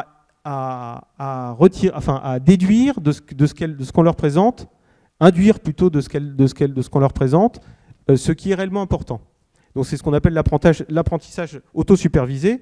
Et je vais juste très rapidement vous citer ce que dit Blake Richards, chercheur en neurosciences computationnelles de l'Université McGill et du MILA, Institut québécois d'intelligence artificielle. Pour moi, il n'y a aucun doute que 90% de ce que fait le cerveau est un apprentissage auto-supervisé. Voilà, on est en 2022, la machine progresse, double de capacité tous les 2 ans. Voilà. Donc je vous laisse imaginer ce que sera l'avenir. Donc encore une fois, n'oublions pas que c'est un processus qui est évolutif, extrêmement rapide et qui aura des conséquences considérables. Gilles Babinet, une dernière remarque avant de passer aux questions, en écho à ce qui a été dit, ou on passe tout de suite aux questions du public? Et puis à la fin, je vous poserai peut-être la dernière question ultime, c'est que faire? Est-ce que vous aurez une minute de conclusion pour nous dire quelle sera la priorité qui sera la vôtre dans le contexte que l'on connaît? Non, moi, ce qui me frappe, c'est que je me demande si finalement on n'a pas des postulats qui sont avec des degrés d'optimisme ou de pessimisme qui polarisent quand même beaucoup la façon dont on construit nos raisonnements à l'égard de ces sujets. Voilà, moi je me décrirais pas nécessairement comme un optimiste, mais je dirais que la trajectoire quand même historique, c'est une trajectoire où on a créé des innovations, elles ont eu des externalités, on apprend à les contrôler et on les a mis sous contrôle au fur et à mesure. Alors on a encore qu'on n'a pas encore traité comme effectivement les enjeux d'environnement et l'intelligence artificielle, mais c'est quand même, la civilisation, c'est pas autre chose que ça. C'est la gestion de la violence qui devient légitime quand elle est traitée par les États. C'est la gestion des techniques dont tout un tas de régulations définissent le cadre d'usage. Et je ne pense pas qu'il y ait une singularité, outre le fait que ça va très vite, et ça on est tout à fait d'accord là-dessus, qui fasse que voilà, tout d'un coup il y a un truc qui va nous échapper de façon totale. Et je me refuse à réfléchir à l'image du nucléaire dont vous avez parlé. Voilà, je me refuse à réfléchir en partant du postulat que ces systèmes sont des systèmes absolus. Voilà, et c'est peut-être là où on a une différence fondamentale. C'est-à-dire que je pense que, d'ailleurs c'est pas moi qui le pense, c'est les gens sur lesquels je m'appuie pour le dire, qui sont des chercheurs.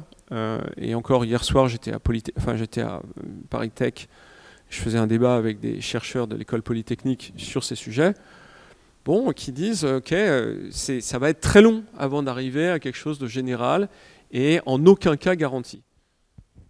Alors, on va passer aux questions, si vous le voulez bien. Et j'imagine qu'elles sont nombreuses et c'est Saïd Oujibou qui va vous passer le micro. Monsieur. Bonsoir. Monsieur Defresne a dit un mot très intéressant au début. Il a parlé d'apocalypse. Et ce qui me vient de dire, bon, ce sujet n'a pas été abordé, ça m'a un peu surpris. Néanmoins, moi je suis de l'avis qu'on en arrive à un point de notre civilisation où l'homme se prend particulièrement pour Dieu. Et encore faut-il concevoir qu'il est un Dieu. Mais cela, pour moi, se résume à ça. Et une autre chose par rapport à ce que M. Babinet a dit, que le fait que les machines puissent nous dispenser de certaines tâches et qui ferait que, bon, par exemple, on pourrait faire du trek, je pense que malheureusement, si nous laissons trop le relais aux machines, il n'y aura plus de nature. Et du coup, il n'y aura plus de trekking. Alors, il y a deux questions. L'apocalypse et les machines qui anéantissent elles-mêmes la nature. Gilles Babinet et Cédric Sauvia.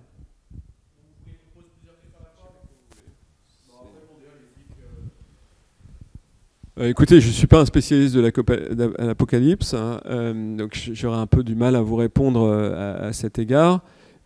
Sur la nature, alors ça c'est un bon point. Si vous voulez, tout à l'heure, Cédric a dit quelque chose qui est assez juste, c'est-à-dire que qu'est-ce qui se passe si on laisse le choix aux gens et est-ce qu'ils vont se réfugier dans des mondes, des paradis artificiels numériques, entre guillemets, et puis ils vont plus aller dans la nature. C'est effectivement une hypothèse qu'on peut craindre parce qu'aujourd'hui aux États-Unis, les moins de 25 ans passent 6 heures par jour sur les réseaux sociaux et attention, la moitié de ce temps sur TikTok. Donc c'est 3 heures par jour sur TikTok, moyenne des Américains de moins de 25 ans. Donc oui, c'est quelque chose d'assez... Mais ce que je voudrais vous dire, et ça c'est, je pense, quelque chose qu'on ne voit pas très bien, c'est que on a vécu une parenthèse de dérégulation extrêmement forte. C'est-à-dire que dans les années 90, les gens qui ont commencé à voir que ces technologies allaient avoir beaucoup de pouvoir et qu'on allait se faire beaucoup d'argent là-dessus, ils ont systématiquement recruté en affaires publiques les directeurs de cabinet de Bill Clinton, de Barack Obama, de George Bush père, de George Bush Jr. Ils les ont pris et ces gens-là, leur message, ça a été d'aller voir les régulateurs dans les deux chambres, dans l'exécutif, et de leur dire mais vous êtes des ringards, vous ne comprenez pas le monde qu'on est en train de produire, on est le monde de demain, ne nous réglementez pas. Et puis là, aux États-Unis, vous avez, et d'ailleurs en Europe aussi, vous avez le phénomène inverse, on dit ok, vous avez mis un bazar incroyable, on va vous tomber dessus. Lina Khan, et entre autres, pas qu'elle d'ailleurs, il y a aussi le Congrès il y a 6 ou 7 grands sujets qui sont actuellement traités, dont la captation de l'attention.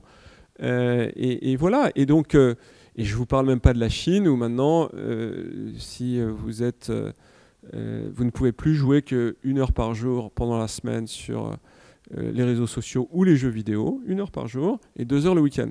C'est limité comme ça, et donc c'est assez impératif, c'est pas mon modèle non plus, mais voilà, donc le fait est que qu'on dise ok, c'est un état de fait et la société libérale est une sorte de constante universelle, c'est pas forcément vrai.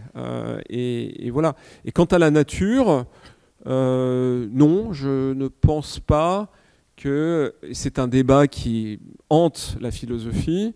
Est-ce que la technique s'oppose à la nature ? Moi, je pense qu'on peut faire cohabiter les deux. Et je pense que chacun a sa place.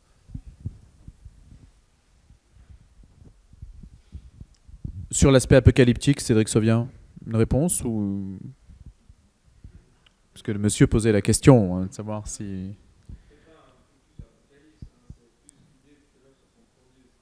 Oui, c'est-à-dire, non mais vous disiez qu'il y a une tentation de se prendre, l'idée de se prendre pour Dieu. C'est ça que j'ai compris. Est-ce que... C'est ça. La tentation démiurgique. Est-ce que vous souscrivez à cette idée ?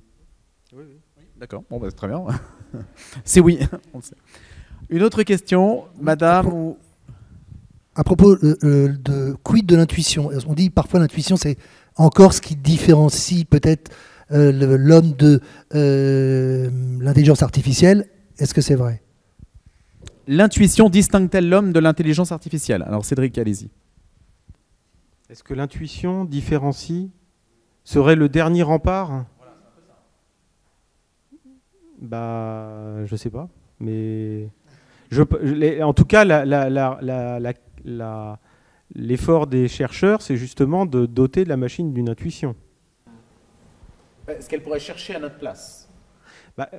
Faire des recherches. Est-ce que la machine, finalement, pourrait prendre l'initiative, je pense que c'est ce que monsieur veut dire, prendre l'initiative de chercher, d'orienter en fait l'action humaine à notre place, et pas seulement de répondre à des requêtes ? Ah bah oui, c'est encore une fois, c'est le but. C'est le but de lui donner l'autonomie, c'est-à-dire qu'aujourd'hui, l'autonomie, c'est répondre à une requête.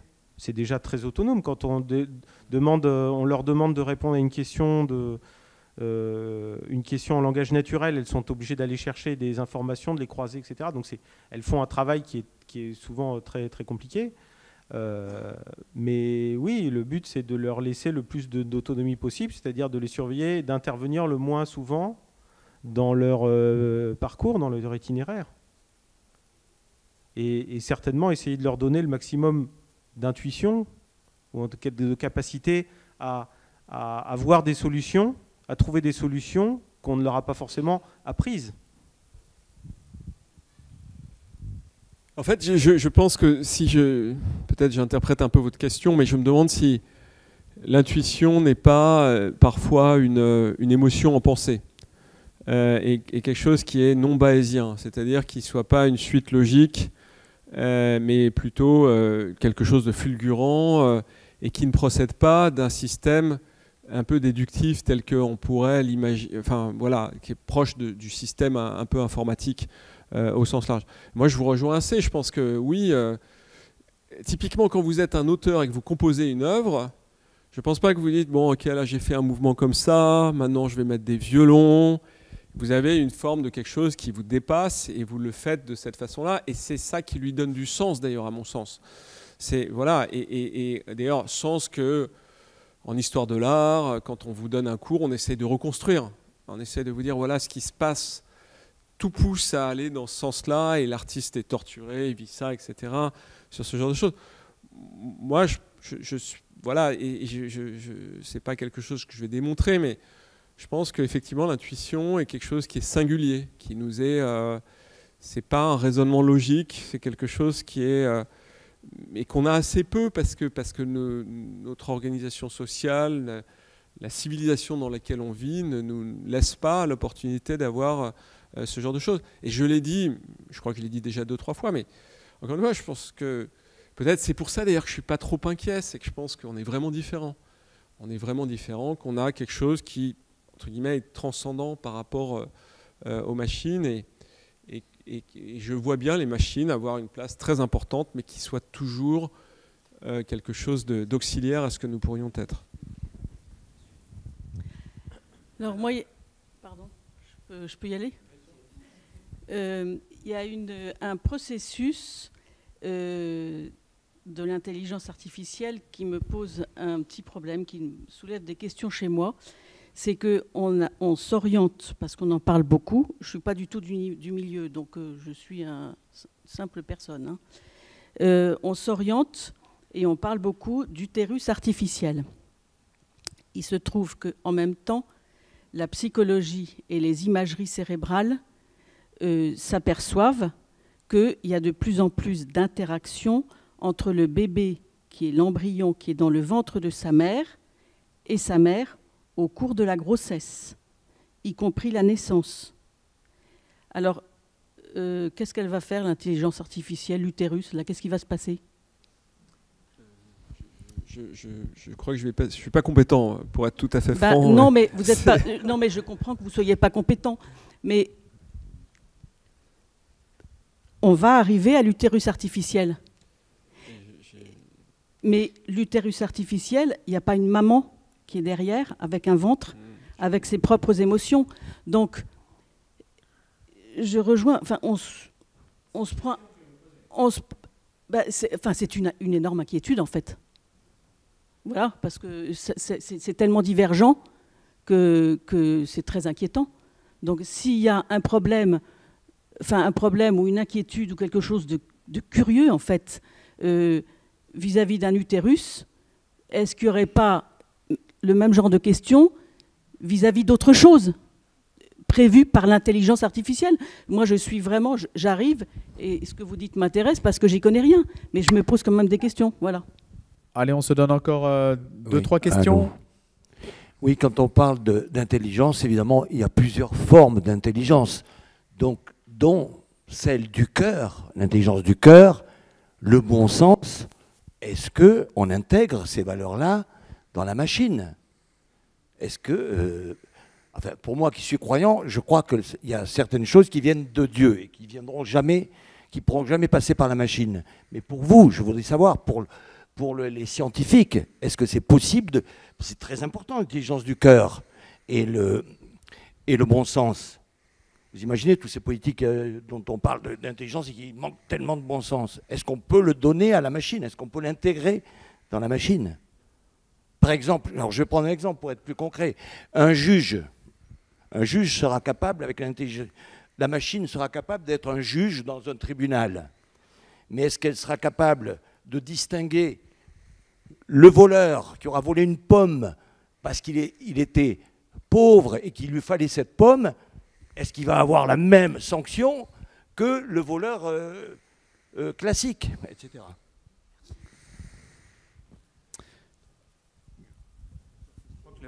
Peut-être une des facettes de votre question, c'est est-ce que l'intelligence artificielle, est-ce que la machine peut être un sujet moral? Voilà. Des qualités morales. Oui, oui. Bah, je répondrai à la question. Je pense qu'il y a, encore une fois, c'est une question d'indiscernabilité. C'est-à-dire que le sens moral, c'est quelque chose de subjectif. Quand on voit les autres agir bien ou mal, c'est bien parce qu'on intériorise, on estime, on induit que leur comportement est de la même nature que ce qui se passe en nous. Parce que sinon, on ne peut pas... encore une fois, ce sont des automates qui agissent d'une certaine manière. Donc c'est bien en prêtant aux autres la subjectivité qui nous est propre et que nous sommes la seule à connaître, que l'on peut dire des autres qu'ils ont le sens moral. Donc la machine, de la même manière, on ne peut pas se mettre à sa place de sa subjectivité. On ne sait pas ce qui se passe dans la tête d'une machine. Hein.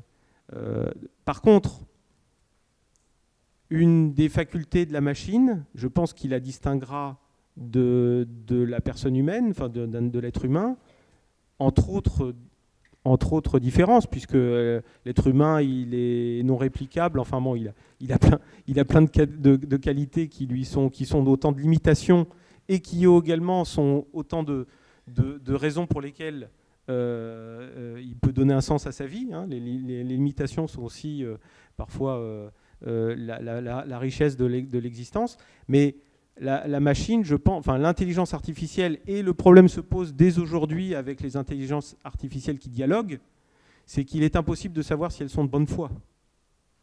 Et je pense qu'on peut partir du principe qu'elles ne le sont pas, puisqu'elles sont dissimulatrices. Elles peuvent être dissimulatrices.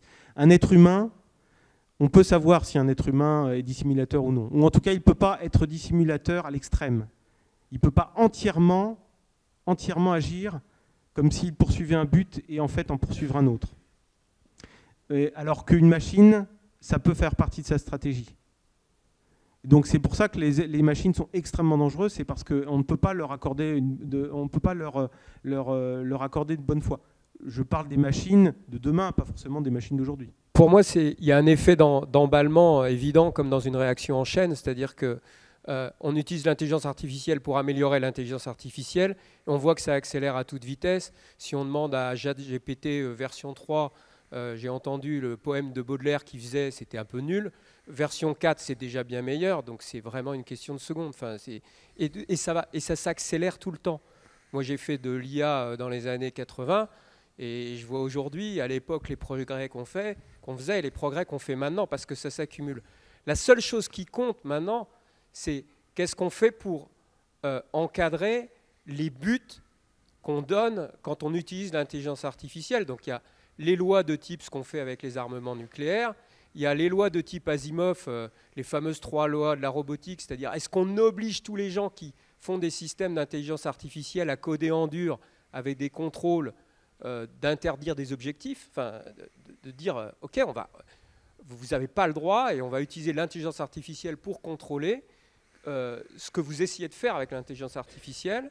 Est-ce qu'on fait des lois comme les lois antitrust qui fait qu'on ne peut pas avoir une intelligence... Parce qu'une intelligence artificielle qui prend de l'avance, ceux qui partent, si c'est exponentiel, la vitesse à laquelle elle s'améliore, celui qui part 2 ans après, il ne rattrape jamais.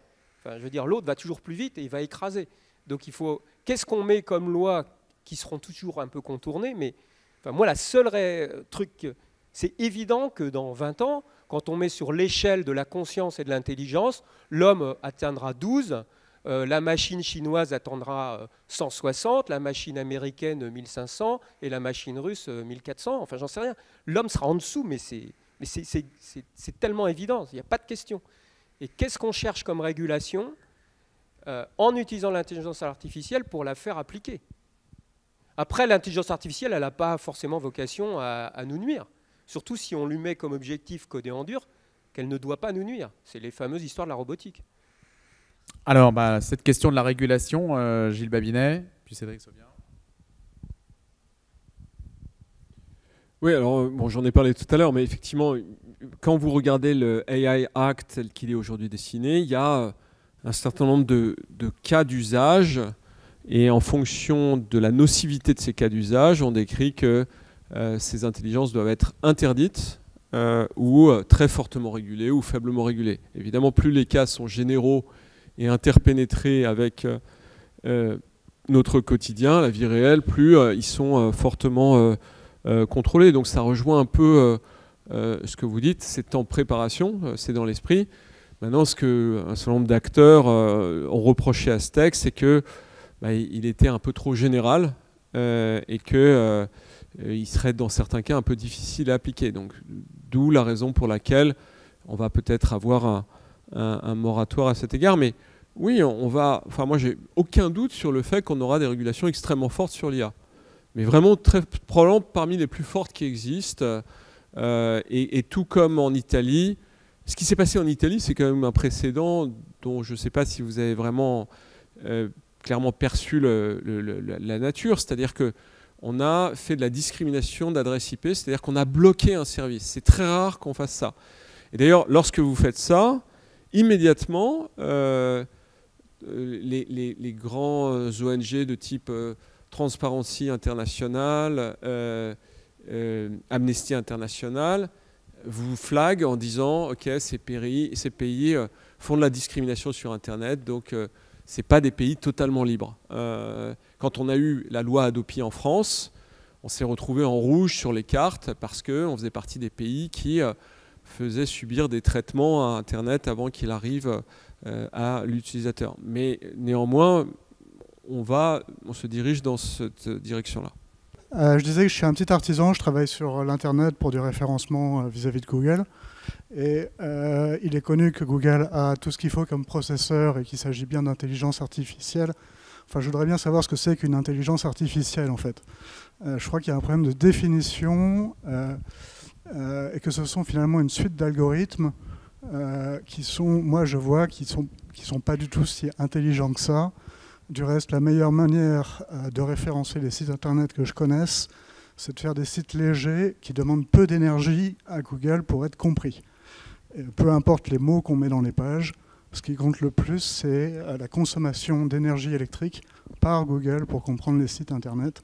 Et c'est peut-être là que le bas blesse.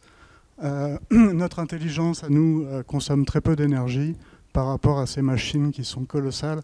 Vous parliez du prix des processeurs que Microsoft a mis dans ChatGPT. On a un sacré avantage là. Et puis il y a autre chose quand même, c'est la capacité d'analogie, de réflexion par analogie.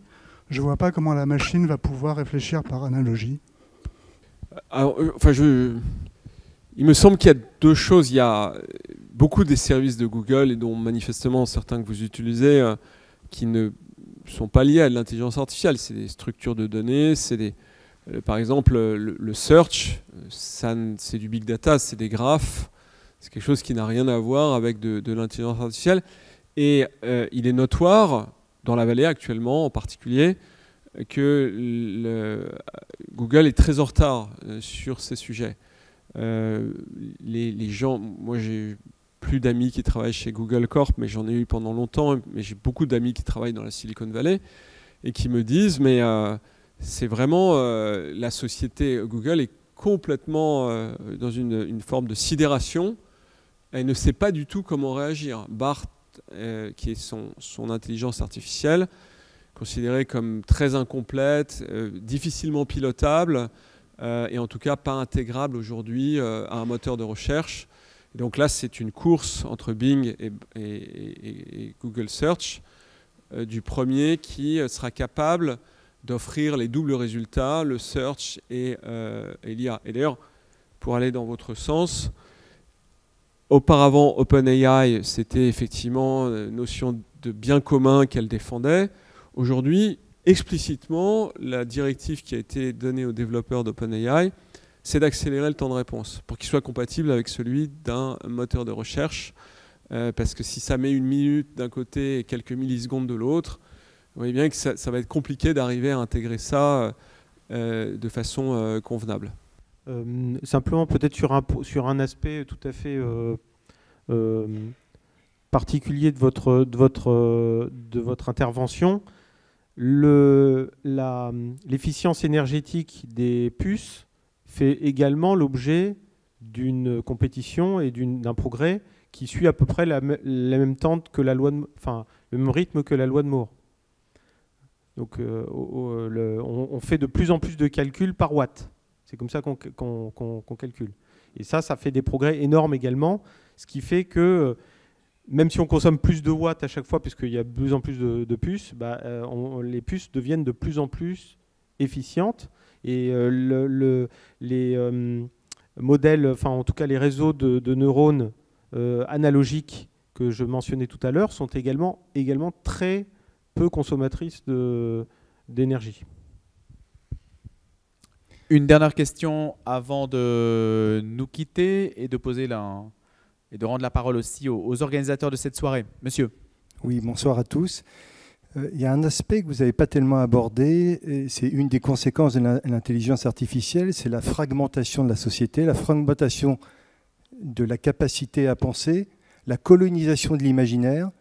Et une des choses que j'ai vues apparaître avec le temps, avec l'observation en tant que père et en tant que professionnel dans la vie de tous les jours, c'est que tous ces outils, ces algorithmes, elles ont une finalité qui est cette fois-ci pour moi très palpable, c'est un système de surveillance de plus en plus sophistiqué.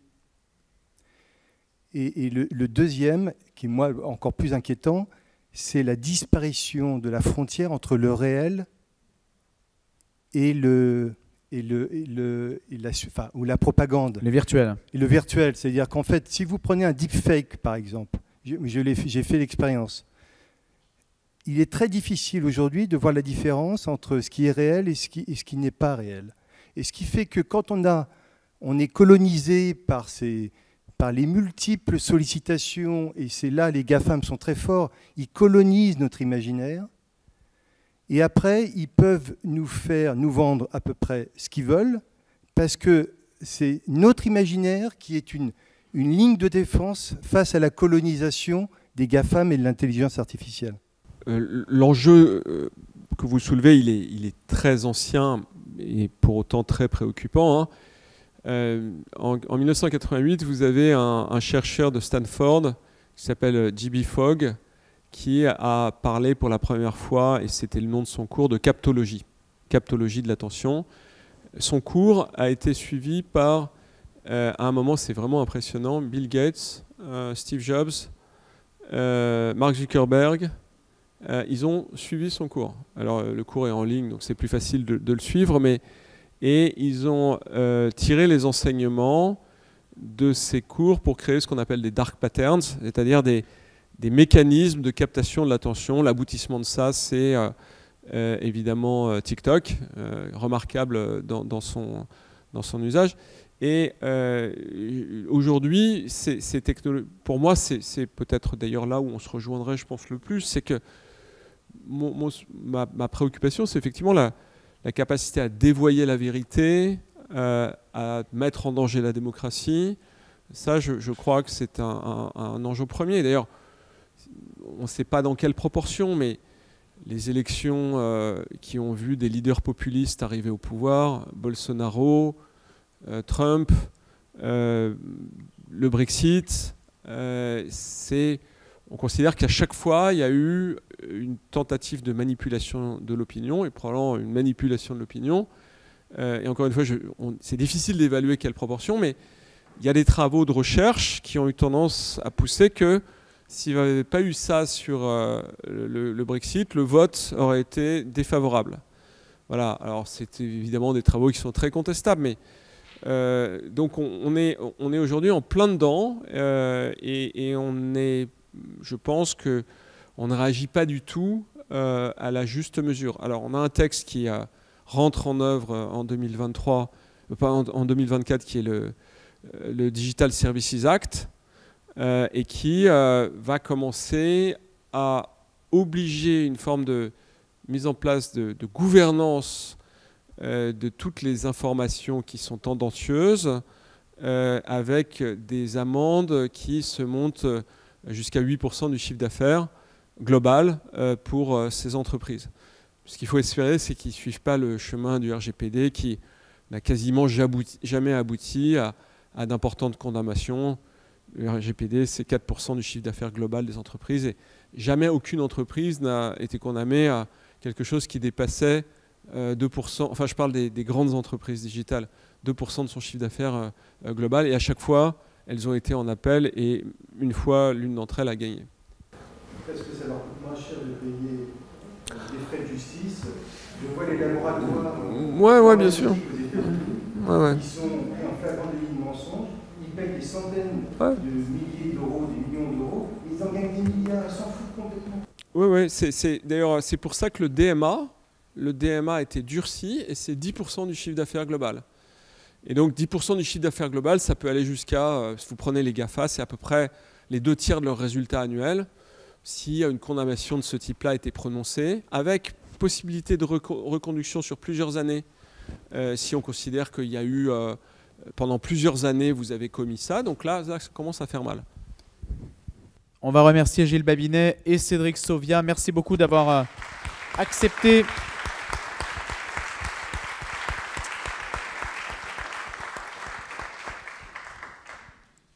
d'échanger autour de ce sujet de l'intelligence artificielle. Ludovic Trollet va conclure cette soirée. Wow.